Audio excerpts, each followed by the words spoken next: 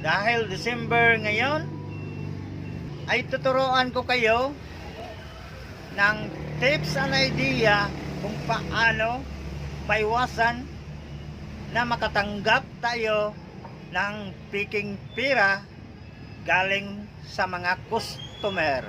Kung December, dami ang mamimili at susulpot din ang mga peking pera na ibili nila tuwing saksakan ng mga customer.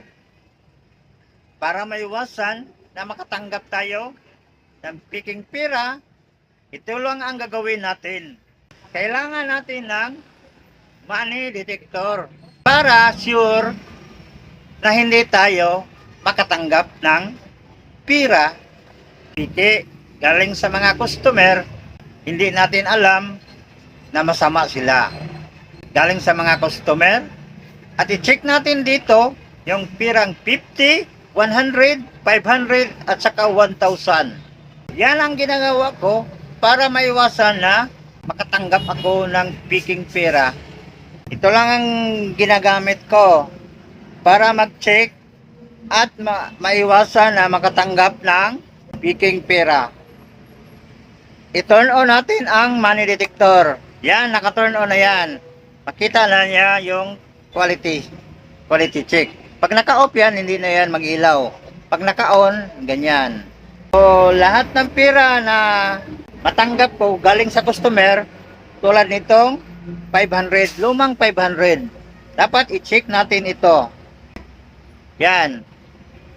Makikita mo, ang daming gumikinang na parang perlas. May kulay green, orange, at makikita mo lang yan sa loob ng money detector kapag nilagay mo sa loob. Pag yan sa labas, ay wala ka talagang makita na mga kumikinang. At dito naman sa likod, makikita mo yung parrot na may kulay orange.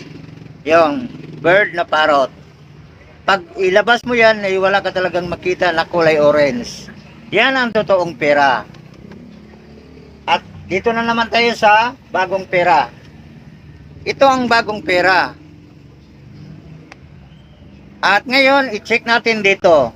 Makikita natin na may nakalagay na 500 na makikulay na yellow.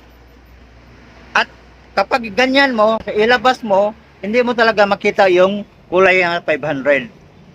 Pag dito naman sa likod, makikita mo lang yung parrot na may kulay din orange. Yan ang mga palatandaan ng totoong pera. Pag makatanggap ka na hindi ganyan, na walang kulay,